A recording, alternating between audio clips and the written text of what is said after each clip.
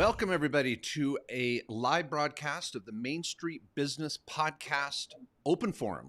This is where we take your questions on tax and legal issues, life, serenity, whatever you're looking for in life. We'll have an answer for you. I don't know if that answer will help. Yeah, we take confessions too. So if you want to confess to anything, this is attorney-client privilege. So, just fire away. You can confess. Yeah. But this is the People's Show. We're out here ready to take your tax and legal questions. Seriously, don't confess to committing a crime. It's not attorney-client privilege. Yeah, it's going to be good. So my name's Mark Kohler, as I said, and this is my illustrious, I guess, on the screen. He's over here to the right. And can I get some more volume on Matt, too, if you could? So Matt Sorensen, a fellow tax lawyer and CEO of Directed IRA Trust Company. And just good old me, just a regular guy. This is all I got. This is all I'm doing. We'll see how it goes. All right. Yeah. So rather than screw around too much, we know that many of your time is extremely valuable here. And so we're live on YouTube, Facebook, and this will go, of course, to our podcast on Stitcher and iTunes and Apple, all those goodies. So hopefully many of you are, whether you're watching live, catching this recorded, or on the podcast later. I do have a whiteboard next to me, which we're probably going to be using. And so if you're on the podcast listening later, you can always catch this on YouTube. So get over to the YouTube channel. The link will be down in the content below. Corey will make sure it's there. We've got our wonderful producer, Corey White, professional snowboarder, may I add, on the weekends. I mean, he's pretty legit, Matt. Yeah. Can you do a double McTwist? He didn't make the pro team for, was it Red Bull you were trying out on? It was Burton, the Burton pro team. You're on the short list. Ready to reserve. Someone's going to get hurt. On the reserves. Get called up. Okay. You'll get called up. We're rooting for you. Okay. All right. I'm on the pro team in the lodge. Like, I can get that chili and fries. I can. Oh, yeah. I can hit it. Oh, yeah. Nobody gets chilies and fries like you do. No. Nobody. Yeah. So I maybe out on the ski hill, I'm just, regular Joe, but I can work it in the lodge. All right. Okay. I've got a lot of good questions and some topics I want to hit today, but I've been chatting it up here first. And so, Matt, the floor is yours. First question out of the gate. Help a small business owner in America. Change someone's life, damn it. Jeez, man, how about I just answer a tax question? Well, I'm going to go to Jose. All right. Jose. Okay. Can you give me We're some going more volume, bud? We're going to go to Jose. Question about retirement accounts, of course. I'm going to pick my favorites here. So Jose asks, we are about to inherit a 401k from a sister-in-law who passed away last month. Explain how we can avoid tax, but rolling it over to an IRA. Okay, this is a great question, Jose. Yeah. I don't know how he got any money from his sister-in-law. That's impressive right there. So, I mean, some people like their brothers-in-law and sisters-in-laws. I don't know, but so we'll just bypass. I wasn't going to joke. Someone died here, Mark. I wasn't going to joke about that. Jeez, you go right for it. All right. Okay, fair enough. Trying to be a little respectful, Jose. But okay, there's good news, Jose, because what you can do is an inherited IRA, or sometimes called a beneficiary IRA. So what'll happen is you can accept that 401k and roll it straight to an IRA that's going to be what's called an inherited IRA. And we have these at Directed IRA. If you're wanting to self-direct, of course, we can help you out. Just go to directedira.com, look for the Inherited IRA account app. Now, the cool thing about this now, and the laws have changed over the years. So if some of you listening, I know we got a lot of professionals and accountants sometimes listening. These laws have changed the last couple of years on this. What the rule is now, you're going to have 10 years, Jose, where you get to stretch this out. So you got 10 years now after you inherit it that you're not going to pay tax. You can keep investing it. You can grow it. And I presume this is a traditional 401k, so you'll do a traditional inherited IRA. And then when you pull money out at the end of 10 years, which you have to take it out in 10 years, you pay tax at the end of the road at year 10 if you want to stretch it out the max. So you buy yourself 10 years of deferment, get to keep investing it, growing it, no tax today, but just know in 10 years, you're going to need to pull it out and there will be a tax bill. Okay. But it's later. Taxes later is better than nothing. Yeah. And I want to say this out here. I think for everybody listening, there's going to be a day where you inherit someone's retirement account, whether it's a spouse or a parent, heaven forbid it's a child, but you may inherit an IRA. So let me say this in general. Matt, please concur if not. If you're inheriting an IRA or 401k from your spouse that passed away, whole other topic. There's Yep. different That's a rules for that. spousal IRA. Yeah, that's a spousal Yes. spousal inherited IRA. We'll leave that one alone for here. But what Jose's talking about is kind of everyone else. If you inherit someone's IRA or 401k and you're not married to this person, you're kind of in one other big bucket. Would you say I can say that, Matt? You okay with that? Yeah, just like, I mean, your brother-in-law, sister-in-law, people in your skydiving club, whoever. Yeah. And it's typically going to be, I'd say, a parent, a parent pass. I got that. Did you not like that one? That. Okay. Yeah. That was okay. Yeah. The skydiving club. Okay. Fair enough. That's a good one. I would take some life insurance out on your skydiving club buddies. That's it's always a good call. I like that. Okay. So if you're going to inherit, like Jose did here, everybody, someone that's not your spouse, the first thing I want to give some practical steps here. Find out if it's a traditional or Roth. That's step one.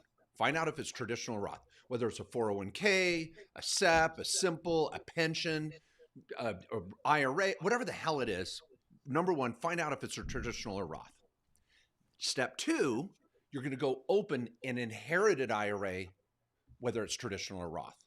So traditional inherited IRA or Roth inherited IRA. Now, at that point too, you have to make an important decision. Do I want to just buy stocks, bonds, mutual funds, ETFs, whatever? Or do I want to self-direct? Now, if you're watching this podcast or listening to this podcast, watching this YouTube video, you're probably interested in self-directing, where you can take that IRA, buy crypto, buy real estate, partner, buy small business. Go listen to our sister podcast, the Directed IRA podcast. Your eyes will be open, a whole new world.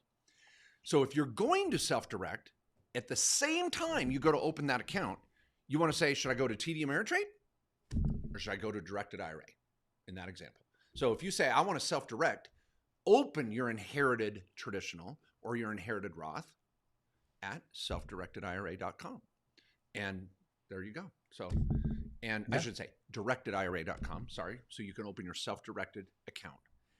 Once you open that account, step 3 is to roll it from the person that died into that new inherited Roth or inherited traditional. Once that money's there, now you're off to the races, and that 10-year rule applies, where you've got 10 years to invest it, take out money whenever the hell you want, but by the end of the 10 years, you got to drain it. Fair, Matt? Yep. That was pretty simple, right? 3 steps? Yeah. To success. I like it. Yeah. All right. That's what I said, and you just said it in 3 different ways. I mean, you broke it up into 3 pieces. I mean, that's what you said. I said it the way most people understood, so I just want to. I appreciate that. No, great question, great comment, man. Okay, you ready for my question? Yeah. This is from you Daniel. Picked a good one. Yeah, this is a big one. I told Matt I was going to cover this. This was sent to me in anticipation of the show today from Daniel, out in Chicago. And he said, Mark, I had a nanny last year. What do I have to do to report this on my taxes? And I've written an article on this. It's a few years old. And I was like, oh, am I going to stay up till 2 a.m. and update this? And I decided not to. So I thought I'd just cover it in an open forum for all you lucky folks. So if any of you have paid for, and now this is the household employee rule, because it may be a landscaper. It could be a pool boy. Everybody needs a pool boy.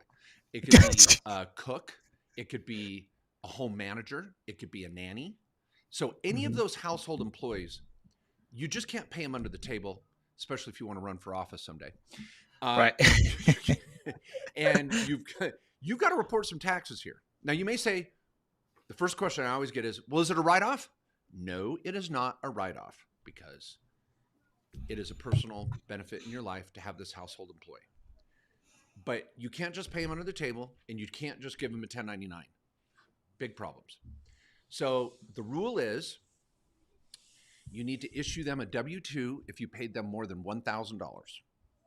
And if you paid them more than $1,000, this W-2 has to be done by the end of this month.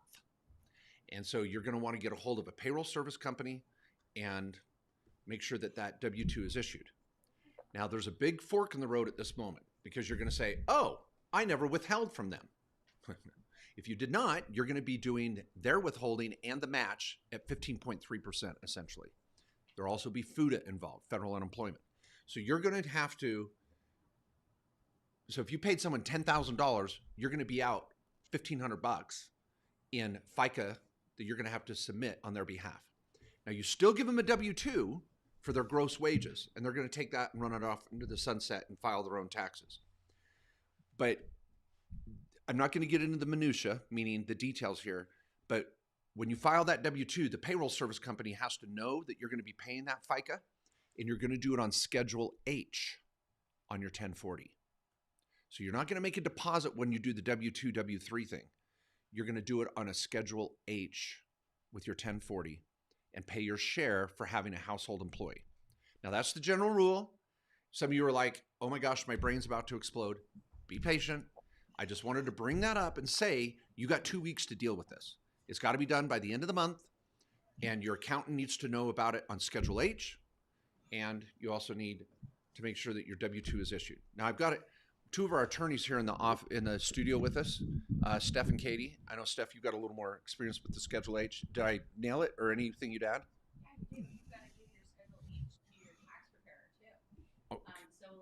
Okay, no one can hear you, so you got to say it fast. So I'm just going to say, make sure you tell your tax preparer to prepare the Schedule H, and you're going to have them knock it out.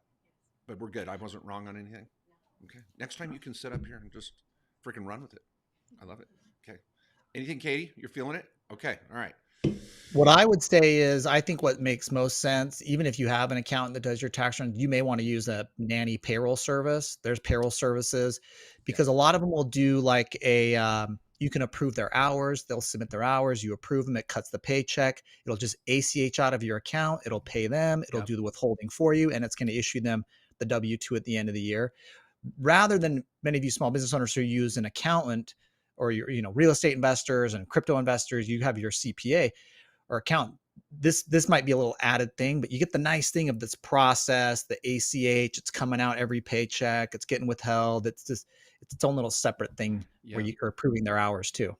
We even did a podcast on the nanny household employee a year or so ago, but I'll just throw this out. And one of the websites that I like is paychecknanny.com, paychecknanny.com. There's several out there. You like that better than nannytaxprep.com? There's a lot. I'm just saying, I like their blogs here. Okay. Now, but I will throw this out to all of you. If you're going to hire someone to work on your landscaping, under the table, a nanny, under the table, a cook, a housekeeper that comes and cleans your house, this and that. If you don't follow the right protocol and they get hurt while you're at your house, you better make sure your homeowner's policy is going to jump in and help out too. A lot of these nanny paycheck services will include workers' comp and some other things too. So you've got, this isn't the days, I cannot tell you the stories. I could. We won't do it today. I have stories of clients calling me going, hey, I was paying this guy to do some landscaping at my house under the table, and the stories go on. X happened. They got hurt. They got whatever. And so you just can't, it's a now keep in mind, if you hire a landscaping company, don't worry, they're not an employee. That's right. We're talking about, you got Alice, from Brady Bunch, living in your house or being your nanny, real household employee that just works for you and follows your direction. This is not like the landscaper you hire that comes and, landscapes your yard once a week, and they do this for hundreds of people. So. Yeah. Whenever you hire a third-party vendor that's doing this for other people, you're generally going to be okay, and you're going to have a service contract, and you're going to be protected. But when you're trying to pay people under the table, and it's just kind of a one-off little neighbor kid that comes by every week, and all of a sudden he gets his hand stuck in your lawnmower, buckle up. All right. Well, I got a good question here from Eric Goldshine. Okay. That's an awesome name. Sounds like he should be an actor. So Eric says, hi, Mark and Matthew. I got the Matthew in there. He says, read all your books. Love them. You guys are awesome. Thank you, Eric. He says, I'm a landlord who manages and works on all my property with my co-owner brother. All my income is from my rental properties. I want to contribute to a 401k, but can't with only rental income. You are correct, Eric. You recommend on your blog not to create an S Corp and pay yourself a salary to manage your rental properties. Correct. Matt says it's a possibility in his book to do so. Can you guys please clarify? Well, what the hell? I talk about the side door 401k all the time. This is the side door, not the back door 401k. The side door solo The K. side door 401k. So now what's this caller's name? What's his first name? Eric. I generally recommend you would never, ever, ever pay yourself for managing your own rental property through an S Corp unless you want the side door 401k. So Matt, please pray tell and elaborate, since apparently you're the guy in the know here. Okay. Yeah. Right. I mean, let's educate Mark here. No, just kidding. So here's the cool news, Eric. There is a solution. But what you need to do is, remember, if you're going to create a 401k, that's an employer sponsored plan. So rental properties that's a business, but you're not an employee to that. It's rental income. It doesn't count.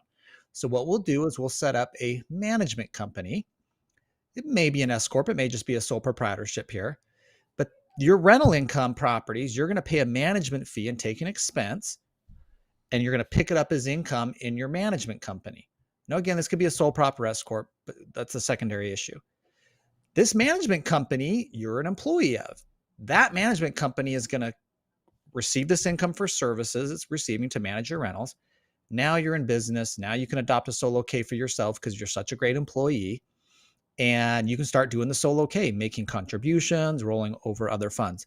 But again, this management company structure, we do not do unless there's a specific reason to do it. Because rental income, remember, rental income, I don't pay into Medicare and Social Security. It's awesome income. I'm taking probably losses on my properties, offsetting it. Why would I want to pay a management fee and now pick up ordinary income unless I had a good reason to do that, which would be this solo K? So that's the side door, also known as the side door solo 401k. There we go. Okay. And we can help you with that, Eric. Set up a consult with one of our attorneys here. That can set up the solo 401k, decide on an LLC. I would do an LLC that can be taxed as an S Corp down the road, because you don't want to have to reestablish a solo 401k under a company if you do that later. Yeah, that's a pro tip right there. That's a pro tip, Eric. That's a pro tip right there. Yeah. Okay, we're going to try to burn through as many questions as we can. Let's do that, Matt. Let's ask these quickly and answer them quickly. Okay, this is from Charlene. She says, what if I hire someone to build or paint the inside of the house for $5,000 plus? Now, everybody, there's a difference here between hiring someone under the table to do a project in your house or your rehab or your fixer-upper, and having a household employee that comes to your house on a regular basis. That's a big fork in the road. So if you called me up and said, hey, Mark, I'm just hiring this college student to come paint my house for $5,000, or hiring so-and-so to put in my sprinkler system, versus I've got a person coming and cleaning my house every week, or I've got a nanny here every week, or a pool boy coming every 2 weeks. Okay, so the first question is, are they do they look like an employee? Do they act like an employee? Are they coming every week? Okay, that's one category, and that's what we just talked about with the household employee. But let's say Charlene here says, I'm just going to hire some, college student to come paint the inside of my house for $5,000. Here's the scary part there. Let's assume it's your own house. We're not looking for a write-off. There's nothing to justify from a tax purpose. It's a personal expense. You're just having someone paint the inside of your personal home. Well, the issue there isn't really about a tax reporting issue. It's what happens if they get hurt while they're at your house. They're painting, they fall off the ladder and break their arm. Who do you think they're going to sue? You're on the hook, and you're going to be calling up your homeowner's insurance faster than you can spell it. And you're going to be going, I hired this kid to paint my house, and now he broke his arm or did this or whatever. I had a client that almost had their arm severed off due from a terrible accident outside cleaning their rain gutters under the table. And they ran to the hospital and said, I need help. Who are they going to say? I was working for so-and-so. And you're going to go, I was just paying you under the table. Not good. So if you're going to hire someone to work in your house, make sure they're licensed, bonded, insured, and they're a subcontractor with their own damn insurance, and you're not paying them under the table.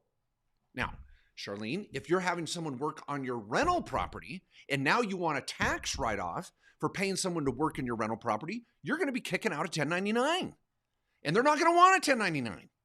And you're going to have to get an I-9 from them, and I'm sorry, a W-9 and an I, and find out, are they even legal citizens? Do they have a social security number? And I'm going to send you a 1099. And they're going to go, well, I only work under the table. Then you say, bye, because that doesn't work for me. I don't want to be liable for you getting hurt, and I want a freaking tax write-off. So go to another country and work under the table somewhere else, but not here. Ooh, sorry. Jeez. Kind of lost it on that one. Whew. Okay. Okay. All right. So, Charlene, be careful, everybody. Okay, Matt, real quick. You got go. Go number 2. Next question. All right. This is Scott in Michigan. He says, I own 4 duplexes, each one held in a separate LLC. I self-manage. And this is on the same question and follow-up here. Is mom and pop owners, is it beneficial to set up a C Corp or another LLC to manage them? Is it worth the expense? No.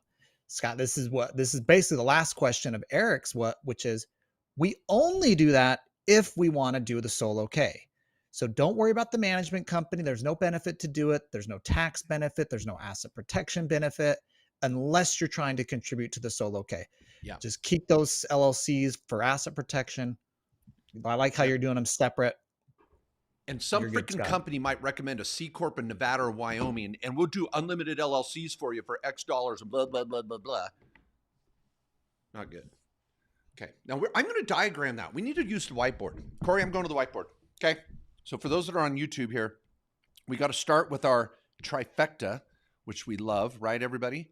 So we're going to go to our trifecta, and here's our revocable living trust. And then over here, I'm going to have my rental property in an LLC. And oh, our first caller has a little IRA over here. They inherited from their sister-in-law. And that IRA is doing all sorts of business too. It's a self-directed deal. And you may have your home that you own over here in your trust. Your trust owns your LLC with the rentals. Your IRA is going to go into your trust because you don't want your 16-year-old to be hanging out blowing your inheritance. Now, for those of you that want to do the backdoor 401, or so the side door 401k, we would set up this LLC, which could be taxed as an S Corp someday. And we're going to pay a management fee, which we would never, ever, ever freaking do. Like Matt just said, it's a waste of time. You don't need to do it. Don't listen to some freaking company trying to sell you unlimited LLCs all over the country for some stupid asset protection reason. It's unnecessary. And we put our money where our mouth is on that. But the only reason I do this is I want to kick out a little W-2 and bink, do a solo 401k. Because I cannot fund this little 401k directly out of a rental property business because it's passive. So I have to convert the money. I have to launder it. I have to turn it into ordinary income in order to do this solo 401k. And you say, well, can't you do this with an LLC? You can without making a W-2 S Corp structure, but now your net income determines how much you can put in the 401k. And if you're trying to max out the 401k, a sole prop is going to not be the way to do it because you only get a 20% match. There's no employee scenario. But if you want to throw away 19 to 20 grand into a 401k, keep it as an LLC and sole prop it out in a Schedule E. But if you want to really pump some money into that solo 401k, Eric, you're going to have to pony up and do the S Corp. Okay.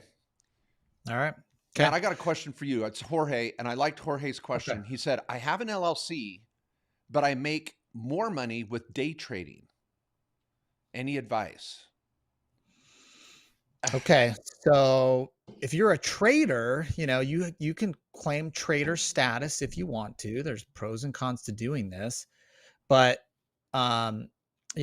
you basically, if you're day trading, you probably have short-term capital gains, right? So that's what's getting taxed, short-term capital gains. It's whatever tax bracket you fall into.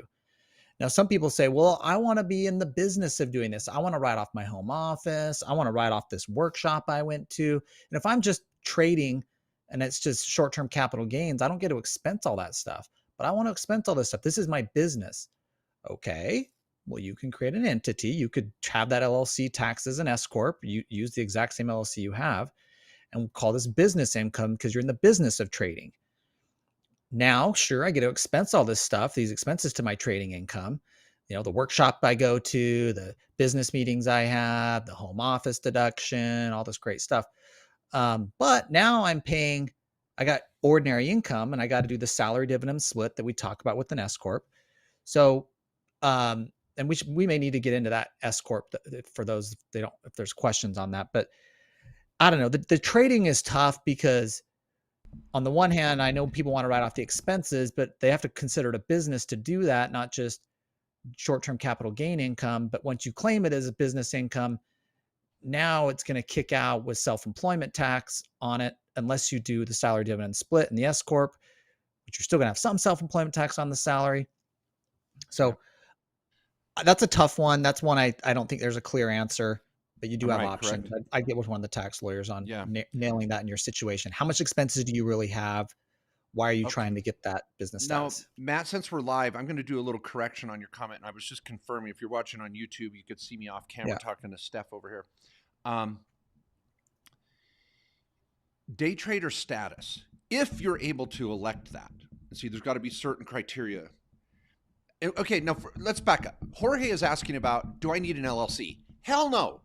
An LLC is for asset protection, okay? All right, so everybody, if you're trading crypto, if you're doing any sort of day trading, if you're just managing a little brokerage account and doing options, an LLC does not save you taxes. Now, you might want it for asset protection, but don't worry about the LLC from a tax perspective, Jorge. Okay. But this day trader status is a whole other topic, because if you qualify for day trader status, you are allowed to take all the write-offs related to the day trading business, and the net income is not subject to self-employment tax if you meet that day trader status. We've got a Journal of Accountancy article over here. We're just confirming on that.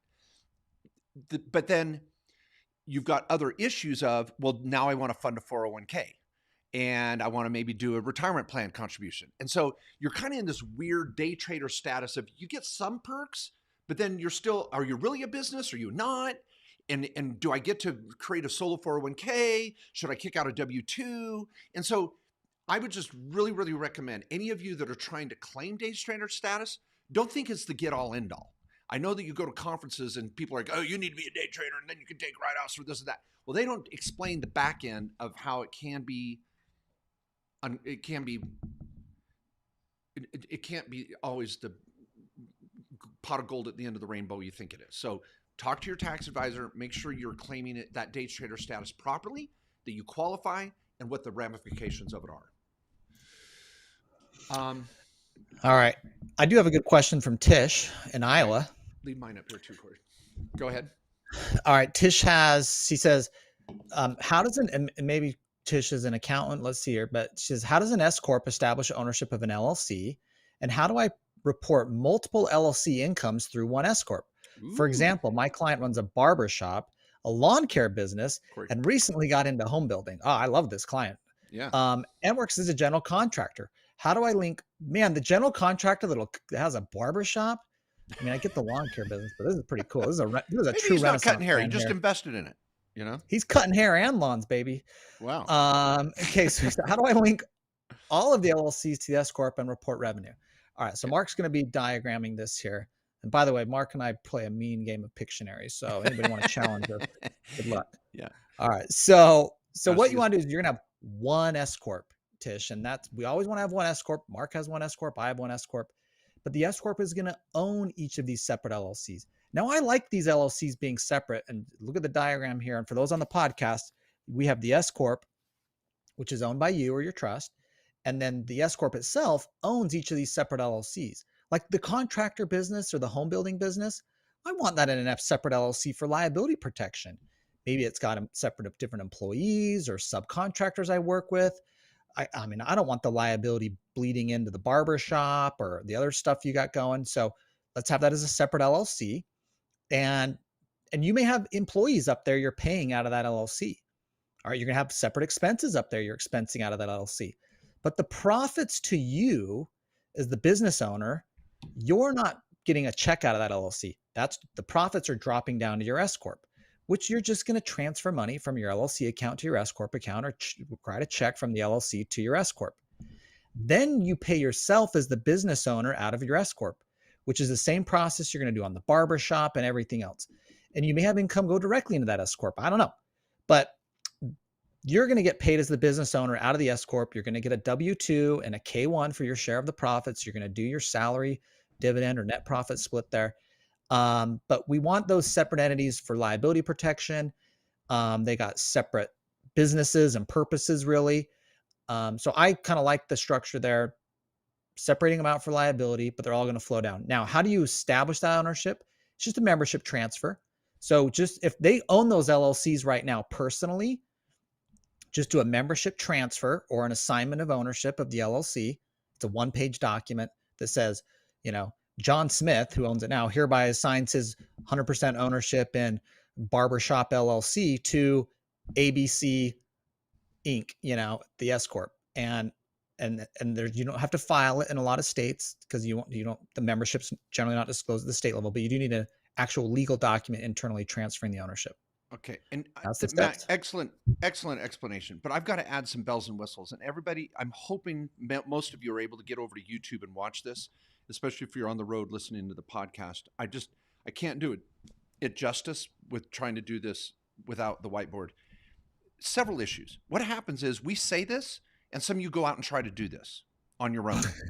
Here's the problem. If you have member managed LLCs, you're jacked up. Now you have to do articles of amendment with the state to reflect a new owner, which is the S corp. That's why we always set up manager managed LLCs. Number two, Matt said do a membership transfer agreement. When do you date it? Do you date it 1/1/21 and backdate it and pull in 2021? Hell, I would. Or do we try to throw it in 1/1/22? So you got to choose the date for the membership transfer agreement. What am I going to report for taxes for this guy in 2021? Do I have to do an amendment with the state? Did someone set up the LLC wrong in the first place? Have I done my minutes? Are the minutes approving this? And you go, well, it's an LLC. I don't have to do all that. Yes, you do. You want asset protection. You want to protect yourself in an audit. Are you doing your company maintenance? We have a company maintenance program. Call up the office. Becky Lloyd, I think our special's coming up in a week here where we can get you on company maintenance, get your diagram figured out, get you into a consult with an attorney, build their structure, find the right dates for all this. So where you're headed with this is perfect. I want one S corp with all the businesses going into it. Next issue, you can't just hire all your employees at the S corp level and then distribute them all amongst the barbershop and the rental properties and the contract. Now you've got liability exposure and the LLCs are doing you no good. So if you're going to set up not any good, sorry. Out here in Idaho, so, I've been watching a little too much Yellowstone. Okay, but if you take this LLC and you have employees in the home building and you have employees in the barbershop, you're running two separate payrolls. You're running two separate merchant accounts, two separate bank accounts. Well, I don't want to do all that. Then don't set up two freaking LLCs. You can't wish it so. You got to make it so. If you want three different LLCs funneling into an S corp, you got to follow the freaking procedures. And then finally, you know what the clients are going to do? And they've been calling me all effing week on this. Mark, I want a solo K in my S corp. You can't have a solo K in your S corp if you've got full-time employees up in a subsidiary that the S corp owns. It's called an affiliated group. It's called, I'm a doctor and want to screw over my nurses and set up a solo K and not letting any of my nurses play in the program. That got shot down 30 years ago. So whenever you want to start creating a solo K for yourself, I got to ask, do you have any full-time employees in any company which you own indirectly or directly more than 50%? Now we're in a whole other ballgame. I mean, I could bring Katie, our other attorney, up here with her financial advisory service experience. I got Katie CPA, I got licensed financial advisor in here. You just can't go set up 401ks willy-nilly. Am I right, Katie? We're good? Okay, Katie's pissed over here. She's going to throw something. She just knows. Yeah. Okay. All right. So that's a great question, but that's why you get a consult. Make sure it's done right. All right. I love that. That's the first, person that I've ran into that'll cut your hair and your lawn. Yeah, that's serious. Can you scroll That's up a dynamic little bit more? business owner right there. Jorge. Oh, someone asked, I'm a full-time. Oh, I want Carlisle too. Go real quick. Chuck, go. Nope, other way. Right there. Chicken Charlie says, is the date, this is important for everybody, is because of COVID or Nomicron or Pulacon or whatever, Tuacon, whatever the hell. Okay, if you think that the government is now extending your taxes, they are not. The deadline is set. The Chicken Charlie says, is the date extended in 2022 to file my 21 federal taxes from April to May? Hell no. It has been bumped to April 17th, which is a Monday, or is it the 18th? Oh, help me out. Yeah. Yeah. 17. And then there's 2 states that's a state holiday, so it's bumped another day. And then if you are in a fire zone from Colorado, Boulder area, you get an extra month. It's a whole mess Yeah. this year. But So for 90% of Americans, it's just the regular yeah. first Monday after the 15th, Yep. which I believe is the 17th. Now, and then the next question was, I missed their name up here, but they're a full-time RVer. We love our RV clients. They're cruising around the country in their RVs. And they said, do we need a revocable living trust? Because everything we own is in this freaking RV and in a savings account.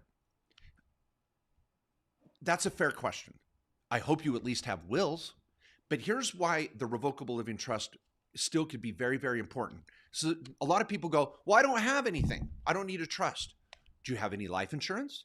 Do you have his kids and her kids and our kids? Do you have a retirement account? Where's that retirement account going to go? What happens if both of you die? Where's that money go? Are you going to have probate? Because you can even have probate even if you're like, we don't own any real estate. Brokerage accounts can have to go through probate. What state is your residency? Well, we're in an RV. Well, you still got to have a residency. Oh, we're doing South Dakota, or we're doing Texas, or we're doing Florida. No state tax. Okay. Well, what's the rule in that state if you have assets? And so a revocable living trust is more than just who gets what. It's also what happens if I'm a vegetable? What happens if they need to pull the plug? Where does my piano go? Where's my guns go? We're starting to roll out our gun trust next month. We want gun trust to be completed for clients that own guns. So there's so many variables here. And if you're driving in an RV, sleeping in Walmart parking lots, you better have a gun anyway. I'm just saying that. It's going to throw down. I mean, those Walmart parking lots in the middle of the night, they can be dangerous. Yeah, I actually don't want to know, but okay. Okay, I got Kristen from California. Says, I enjoy the show a lot. Thanks, Kristen. Thank you, Kristen. But if you always start with a compliment, we're more likely to read your question. Just saying, She says, I wonder now that BBB, Build Back Better, didn't pass by the end of the year, can we still do a backdoor Roth in the beginning of 22? So the good news is, Kristen, yes, the backdoor Roth IRA, the backdoor Mega Roth 401k is still alive and well. It was going to get killed in Build Back Better, but Build Back Better did not pass, and looks like it's far away from passing as we see it. So we've seen a lot of clients starting to do backdoor Roth IRAs, trying to get them done for 2022 for their 2022 contribution. Because usually when they pass a law, even if they do it midway through 2022, they'll do it as long as you did it before they made the law effective. you get snuck in. So, so yes, those of you that do the backdoor Roth, get on it now. Those interested in it, we have separate podcasts on it here on Main Street Business Podcast and on the Directed IRA podcast. But it's alive and well. Chris and I'd recommend getting on it to get it done now for 2022. You get another $6,000 you can do it with. If you're 50 or over, of course, you got to do 7. Yeah, and I think making decisions while you're watching the news is really precarious because you're going to get different stories based on different news channels as well. So this is where no way. You do really no, it's all the same. Yeah, Fox Sports and ESPN totally different. Okay. TMZ and oh my gosh, what's my other show? It's not TMZ. It's the other star. E Hollywood or whatever. Yeah. E Hollywood. There we go. Yeah, those are important. Okay, I was going to throw this out. Scott put a post on our website, mainstreetbusiness.com, asked a question. And if any of you would like to pose a question for our next open forum, Scott was the most recent one, just 14 hours ago. He said, love the show and the books. Thanks for all you guys do. He says, I'm the sole owner of my S Corp. Can my S Corporation make the payments to my health savings account? Currently, I fund my HSA using after-tax dollars from my S Corp salary, but I'm wondering if my S Corp can make the contributions directly. Great question, Scott. The technical answer is yes, but if your accountant catches it, they're just going to make it a draw. It's just like you're taking a draw out of your S Corp and it's going over to your HSA. It's a Yeah. little more clunky. Your accountant will probably get a little pissed. They'll be like, or your bookkeeper will go like, "What are you doing? Take a draw and then put it in your Yeah. HSA." But you can Yeah. definitely take money straight from your S corp and put it in your HSA. It doesn't get you a better write-off. You don't have to do it that way. You can do it that way. It's just you're cutting out a step that your bookkeeper is going to get bugged with. So take a Yeah. draw, then fund your HSA. That's the cleaner, easier way to do it. Yeah, and for those of you that are like, you have a day job and your employer throws some money in your HSA for you, they're doing the same thing. It's taxable to you on the W-2 and you're getting the deduction on your return. So it's not like it helps you in any way. Same thing for those self-employed. I just keep it clean and easy and just put it in personally. You're going to take the deduction on your 1040. So don't think Okay. it's like, well, I'm expensing it in the business and I get a deduction. No, you don't get a double dip if that's where you were going, Scott. Although I do love that thought. Yeah. And a quick question or comment. Kwasi says, "Mark, I think you guys should have a workshop in the Boston area, or are you afraid of the cold?" Are you kidding me? Are you kidding me? I am frozen in here. We just turned off the heater so that it wouldn't create a sound effect in the back. How cold do you think it is in here? It's got to be 50. I mean, so I can throw down, Kwasi. I can go to Boston. Yeah. It's I 28 love degrees right Boston. outside this door with terrible insulation. So no, we'd love to come to Boston. Hey, you want to throw together an event and you think you can pack the house? We'd love to come. I love Boston. Oh, legal seafood. We got another fan in here. Little clam chowder, some clam chowder with those Yeah. little crackers. I love those little crackers. Okay, got a question, Matt? Oh, we got one. Please, how soon can I get a trifecta done when I call the office? Okay, everybody, let me show you. Here's our trifecta. If you're watching on YouTube, what we love to do is build the trifecta for our clients, married or single, partner, whatever. Here's your trust. And we want to build your business structure with your short-term income over here, your long-term income over here, your retirement investments, your real estate, your crypto, your home. What operations? Do you have a side hustle, a day job? That trifecta. We do a tax consult where we look at your last year's tax return, do an in-depth interview with you, and build a color diagram of your trifecta with a checklist of what you think you should be doing this year. $1,200. Very affordable. You can take it, go anywhere the hell you want to implement it, or say, "Oh my gosh, I love you guys. Implement this, this, or this." Everything's on the table. There's no hidden agenda. For $1,200, you get that consultation with an attorney tailored to you. Steph or Katie right here. Boom. We got 14 attorneys in 4 different states. We can help you out. Turnaround time, you're probably looking at about an appointment about 3 weeks out, and that's okay. Get on the calendar. There's no, if there's something that's really pressing, talk to one of the paralegals. They could maybe start part of the process before your consult. Okay, Matt, your call. All right. This is a great question from Boris about registered agent services. He says, I read that a registered agent service addressed, when used for privacy purposes, for example, could pierce the LLC veil since the managing manager would have no control over that address. Is this true? And would you recommend a virtual mailbox for that reason? And does the virtual mailbox work better? Okay. Well, let's talk about what the heck a registered agent is, Boris, because it seems like whoever's explaining this doesn't understand what they're telling you. So registered agent is basically the person for your company that receives legal notices, lawsuits if your company gets sued. So when you're a corporation or an LLC, you have to tell the state, hey, this is the person we've designated to get the lawsuits for us. It could be you. It could be your brother. I don't care. It could be our law firm. We serve as a registered agent company. And they're the person responsible to receive the legal notices on behalf of the company. Now, that's all they are.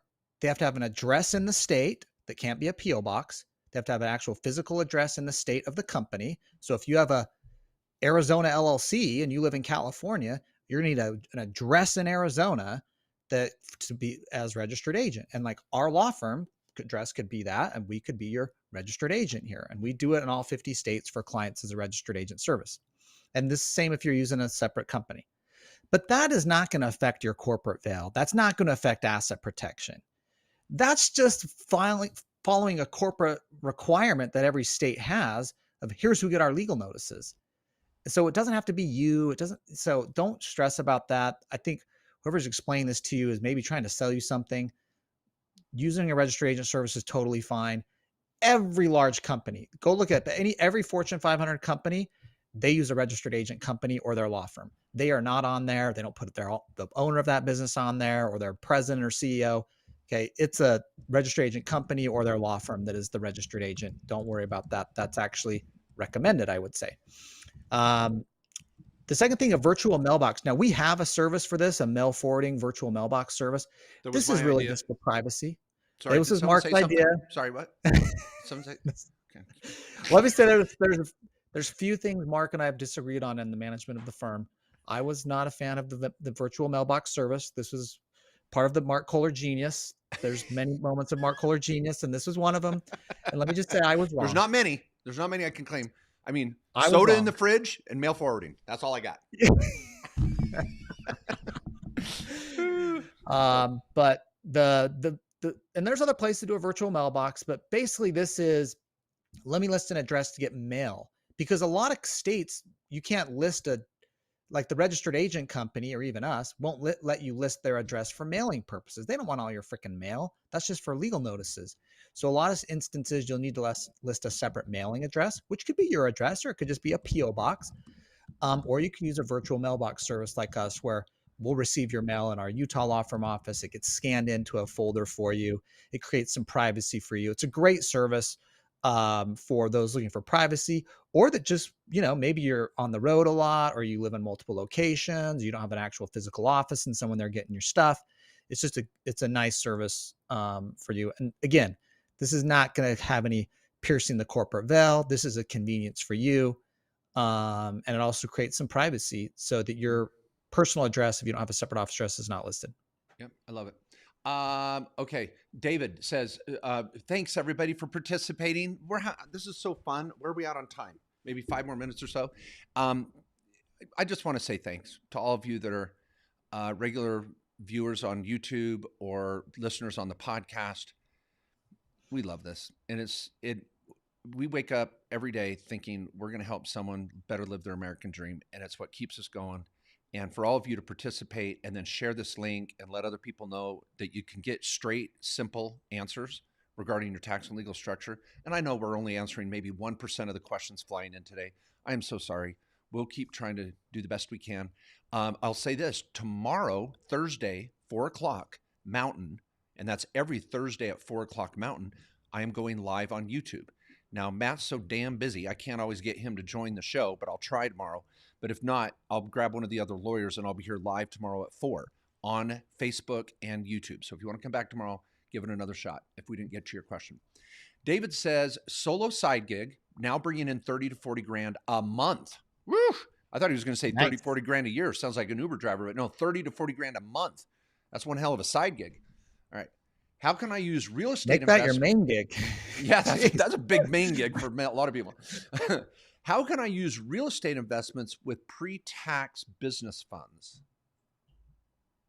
Pre-tax. Well, you need a retirement account to do that. I don't know about business funds, but. Well, okay, David, I got one thought, Matt, and then you tell me what you think. So listen, everybody, David says he's making money, 30 to 40 grand. He better be using an S corporation. He's going to pay way too much in self-employment taxes if he's not. We've got YouTube videos up and down all over and around on YouTube about S corporations. Go check those out. But let's say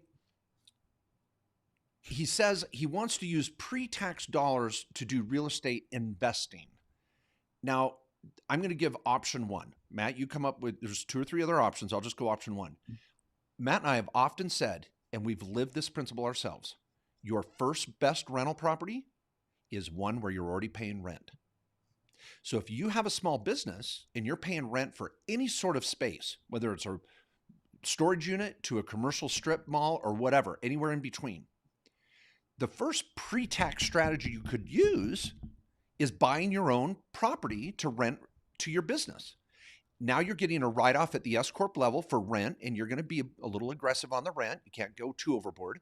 And you've got a rental property off to the side that you're paying down the mortgage on, hopefully on a mortgage pay-down strategy, building an equity over there. So I kind of like that, man. I mean, that's the first thing that comes to mind to me. What would you do? Yeah, I love that. Well, of course, I'm going to go to the retirement account strategy. Yeah. Now, it's not, it is pre-tax in the sense that, let's say you could set up a solo K. That's probably what I would do. You got the side gig. Sounds like you don't have employees. If you're calling it a side gig, I presume that's the case. You could do a solo K right now. You know what? You could even still do it for 2021. Yep. Under the Secure Act, you can still set up for 2021. And if you were an S Corp, you got to start moving on that now because you got to get your W-2 done. But based on your income you're making, you could probably max out the solo K. If you made over a few $100,000 last year, you may be able to max out the solo K and put in $58,000 into it as a contribution. If you do traditional dollars, that would be all tax deductible. You're going to get big tax savings in 2021. And this is setting up the solo K now and making, but you got to start making, you got to go like now. Is it David? Who's this? Nah, I forget. I can't hear Mark, but okay. I'm going to throw this out too. Okay, Corey, we're going to see if I can show this on the screen here. It says screen sharing. Corey, do you want to come look at this? Okay. Okay. So you're going to do a solo 401k. Oh, okay. You ready? Yeah. The diagram I wanted to show, I just tried to do screen sharing is, and I've got a diagram on this, people, you will freaking love it, but I'll start penciling it out and then maybe we'll get the color bubble chart up here. What I would throw down on top of Matt's is take it to the next freaking level. If you're literally bringing in 30 to 40 grand a month on a side gig, you better be going to what we call the mega backdoor Roth. And oh, there it is. Corey's bringing it up. Just make that big. There we go. Okay. Matt, this is updated last night. Kevin and I worked on this last night. I mean, you were out to dinner, dancing, standing, back at the golf club. But Kevin and I were late at work working on this. I just want to. I appreciate that. Thank you. Okay. All right. Okay. Now, I'm trying to get Katie and Steph to even smile in here, and it's killing me. I'm throwing down every joke I've got, and they don't care. I mean, I hope you listeners appreciate it. I'm doing this for you. Okay. Okay. Now, obviously, I'm not doing it for the ladies here. They don't care. Okay. Now, this is the 2022 Mega Backdoor Roth. Now, I've got a 2021. We could look at that. But here's the deal, everybody. $67,000 in a Roth IRA.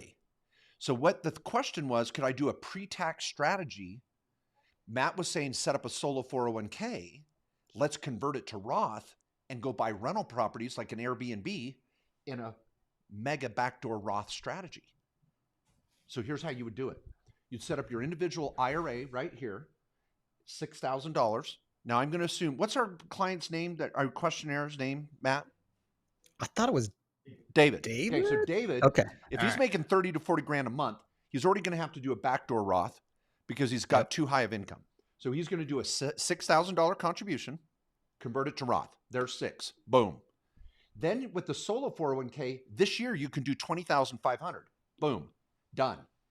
Then what you do with our solo 401k documents is you do what's called an after-tax employee contribution, which no one would ever do because you don't get a write-off for an after-tax traditional contribution. You go, Mark, that's stupid. Why would I do that? Because on day 2, you're going to convert it to Roth. So now I've got $40,500 in Roth, $20,500 in Roth, $6,000 in individual. Add that up. I've got $67,000 sitting in a Roth account, in 2 different Roth accounts, 401k and IRA. Then I create an LLC, and that LLC could go out and buy an Airbnb. Partner with someone that's got some good credit, use their credit to buy the Airbnb with your cash down. You're off to the races, baby. And this is all in a freaking Roth. And what's cool, Matt, is we figured out the exact wages last night of what you have to take to do a $67,000 strategy. And because you're not matching, we can do it with $66,053 in gross wages. On a cool? W-2. That's awesome, which is cool because of course you want to keep that W-2 down as low as you possibly can. Yep. Because that's where you're paying self-employment tax and push the rest through as profit on your K1. Here's what I would say too. Just another, Mark brought it together to get you to 67. Just another way to look at this. Oh, you can do better. Okay, go ahead. Go ahead. Do better. I may just take those Roth 401k funds, that 61,000, and just put that in an LLC 100%. Maybe your 6,000 in your Roth IRA is doing something else. It's buying some crypto or doing something different, whatever. But I like that solo K owning that thing 100% because why? We're going to do the same dang thing next year. and drop in 61. Now, and it's single member. There's no tax return for the LLC, nice and clean. But if you do the Roth IRA in there, it's going to be a partnership LLC, broken up between your solo K and your Roth IRA. So yes, it gets you a little more purchasing power, but you might want to just say, I may do the backdoor Roth and throw in the 6, but let me just fund this LLC 100% for the real estate with the solo K. But here's what's cool. This is, and gets back to Dave's question. He wanted some tax deferral here, and we're giving you tax-free. This thing is going to be tax-free. Now, when you grow your real estate holdings, don't drop the whiteboard. All the stuff in the Roth is tax-free. Going back here. When you sell the profit and have a profit, no tax. Cash flow on the rental income, no tax. This is all growing and going to come out tax-free at retirement. Okay. All right. I want to throw this out here. Corey's going to drop that screen. Okay. The one thing I'd add to further, everybody, if you want to go to the next level, is what's called a defined benefit plan. And I had a client last week we talked to about doing a DB plan on top of the 401k. So for some of you that are high wealth earners, there's other options on top of that. Okay, I like SY832's question. We're going to take this one. By the way, Nancy Wheaton says, do I need to initiate a 1031 exchange, mean get the accommodator in place before I put the property up for sale? No, get it up for sale. But before you freaking take offers and get closing, you've got to have the 1031 exchange involved. So anybody doing a 1031, get the accommodator and your accountant on the same page, really at the same time you're putting it up for sale, because you can't close without it. Yeah. Okay, SY832 says, Matt, you're going to love this question too. Brand new client, by the way, thank you. And if I own crypto outside of my Roth IRA and I trade it for Bitcoin, is that a taxable event? Yes. Yep. Yeah. I'll let the bad cop answer that. Go ahead, Matt. Yes. I don't know what crypto you have right now, but assuming it's not Bitcoin and you're selling that crypto to buy Bitcoin, or you're going Bitcoin to Ethereum, whatever it is, that is a taxable event. Now, okay. 3 triggers, Matt. Tell them the 3 triggers. Okay. Well, you sell crypto for dollars. I have Bitcoin. I sell it for USD fiat. Okay. I've got a taxable gain. I go crypto to crypto. I go from one crypto to another, Bitcoin to Ethereum. A lot of people are getting, to buy a lot of altcoins, you can't buy it with fiat. You've got to buy it with Bitcoin or Ethereum. So if you bought Ethereum to get Solana, whatever, okay, that you went crypto to crypto. So any gain you had from when you bought the first crypto to sell, that's going to be taxable. Software. All right, third version. I don't know what the third one is, Mark. What do you? Okay, Let me interrupt for a commercial interruption, if you don't mind. I'm sorry. I was just trying to get a quick one word from Steph here. The software you're going to want to use in both of these situations is TaxBit. We're really aligning ourselves with them. Tax.bit, correct? Taxbit.com is a wonderful software program so you can track all these trades, whether you're going to USD or crypto to crypto. So taxbit.com is going to help you out there. Okay, Matt, and then the third issue is, let's bring Tesla in. What, you want to trade your crypto for a Tesla? You want to buy a Tesla with Bitcoin? Yeah, I take Bitcoin and buy a Tesla. Or let me give another example. Oh, your ATMs. Your apparently, you're using ATMs at night. Yes. You can. Thank you for pointing that out. No, we do have a client that does Bitcoin ATMs. Okay, so where you can go use your Bitcoin and get cash out of the ATM. So that would be going. I guess that's going from number one. You're selling your crypto. That's number one, really, and you're just getting cash at the ATM. But here's. Let me say, so you use your crypto to buy something like a Tesla, or you use your crypto to pay to go to the crypto tax summit. Or ooh, you're so sneaky. Throw a little segue out there. Just throw a little segue. Because you can use your crypto to pay to go to the crypto tax summit. What the heck is that? Okay, everybody.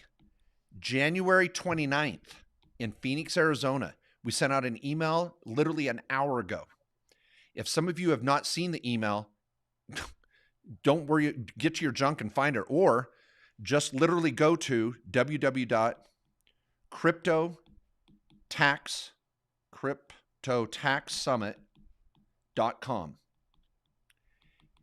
We are holding the first ever national conference to talk about how crypto is taxed. We're covering the metaverse, NFTs, staking, DeFi, mining, a Roth Using a IRA, retirement account. cryptos, everything. Yeah. It's January 29th. We have less than 100 seats left to come in person in Phoenix. And we have some amazing sponsors that are going to be there. Gemini's going to be there. Or you can get the attendance through the virtual portal. We'll have a virtual portal set up where we'll be broadcasting live. Get to cryptotaxsummit.com if you want to know how your crypto is being taxed. Yeah. And so for those of listening, I know there's a lot listening that have bought crypto. I mean, 16% of Americans have owned crypto. It's insane. 68% of high net worth individuals own crypto. And how many of us know the tax rules for crypto? How many of your CPAs, your attorneys, your financial advisors know the rules for crypto? Like, that's what we're trying to. We're trying to break this down and also teach the strategies. To understand crypto and tax, I've realized as I've been like going down the rabbit hole, you need to know the general tax rules and how can I fit crypto into these cool tax strategies that are already there in the tax code. We just got to figure out how to get crypto in them. So I think it's gonna be an awesome time. We're really looking forward to it. But I like it. Business virtual or live? Virtual or live. And I could sit here all day and just play in the chat here and answer questions and be involved with you guys. I love it. But business development says, I bought $1,000 in crypto and it lost $300. How do I claim the loss? I love that Pura Vida Trader commented and said, just sell it and you'll cash in on a short-term or long-term capital loss. The wash sale does not apply to cryptocurrency trades. So you can sell it, and turn around and buy it 1 minute later and capture a $300 loss. Love it. Yeah. So Miami that is a Primo great strategy. Awesome strategy right now with crypto being down. I mean, Bitcoin is down at some lows. Awesome strategy to lock in some losses. Yeah. Miami Primo says, I saw the... Say again? It'll offset your future gains. I mean, you're going to sell it. It's going to be a loss for 2022 tax year, but it's going to offset future gains. You know you're going to have gains. You're going to need these losses. Yeah, totally. Miami Primo just said, I saw the email before jumping on. So we're going to be, in summary, I'm just going to throw this out, everybody. Should we give some crap away? Corey, is it too late? Can we do it? Okay, for those of you that are still watching right now, we're going to give some stuff away. I was going to say something other than stuff, but we don't want the E rating. So I've had to watch Matt and filter. Okay, the first 5 people that say I want a book, get a book. And then Corey's going to write down your names. We're doing it right now. Who wants a book? Who wants a book? The first 5 people. Book. Gold color in. All right. Okay, so I'm going to give away what your CPA isn't telling you. The self-directed IRA handbook. Financial freedom. What Wall Street isn't telling you. The tax and legal playbook. And then the creme de la creme, the $99 for the big formation. It is the great formation. The great formation. See, it's what do they call it? The great what? And then the great The great resignation. The great resignation. That's actually the great formation. Yeah. Yeah, we're about the great formation. More people are starting small businesses than ever before because they freaking quit their job and they're like, I'm doing it. So 8 steps to start and grow your business, whether it's a brand new business or a mature business. 60 plus videos, $99 on Amazon, giving away that too. Corey will write your names down. The first 5 winners. Should we read them off, Corey? Who are the 5? Let's start it off. We got book. Who is book? That's where it started. Well, it was up above that. Yeah, we got to go up to book. Whoever got said book. Oh, there it is. Go down. Go down. Okay, so number 1 is gold color. And David Rucker, I don't know. We said you got to say I want a book. Did David Rucker make the cut with that statement? Okay, go down, Corey. We'll give it to David Rucker. Gold color, David Rucker. Corey's going to write this down. Anyway, I got to tell him the 5. Okay, I'm going to say gold color, David Rucker, Kapil Solani. Keep going down. Yesenia Sanchez, and Frozen State Productions. If I said your name, those are our 5 winners. You have to email Corey. That's Corey, Corey. I'll put it here on the whiteboard. Corey at markjkohler.com. Give him your contact info. We'll send out that book. And if you're lucky, I'll sign Matt Sorensen's book for you. So yeah, could be big money right there. So, yeah. Okay, We'll everybody. Go ahead and ruin a good book, you know. Okay, can we commit Matt right now? You going to join the live tomorrow at 4? Huh? Tomorrow at 4? I mean, I don't know. Possibly. I've not looked at my calendar. I don't know. Okay, he'll look at his calendar. But I'll be here tomorrow I at know 4. whether or not it'll be a heck of a good time. But the self-directed, should we do the directed IRA podcast tomorrow live? Sure. Okay, tomorrow at noon. I got Matt Sorensen for that one for sure. Directed IRA podcast tomorrow at noon Mountain. We'll be live right back here on YouTube and Facebook. Bring it. But your questions, we're only answering questions on self-directing your retirement accounts. That's the podcast dedicated to self-directing your retirement accounts and building wealth tax-free or tax-deferred. Tomorrow at noon. Get over to directedira.com/podcast. That's where you can submit questions, similar format to what we do on mainstreetbusiness.com, submit a question. So directedira.com/podcast, you can do submit a question. One thing I'll say on this that I loved, because I started reading questions that people loved. So if there's a question someone drops in there, because there's no way we can get all these questions that people post, heart people's. One of the ones I read had 3 hearts on it because other people liked it. And that'll get our attention to know, we need to hit this one. Yeah. If you've got no hearts and no love from other people, and it's 3 paragraphs of a question that sounds like a compliment, we're probably going to skip it. Just saying. I like it. Okay, everybody, thank you for being here. Don't give up. Keep living the dream, and we'll see you tomorrow at noon and tomorrow at 4 o'clock. Wow, 2 live podcasts and broadcasts tomorrow. Corey's so excited. See you tomorrow. Thanks, everyone.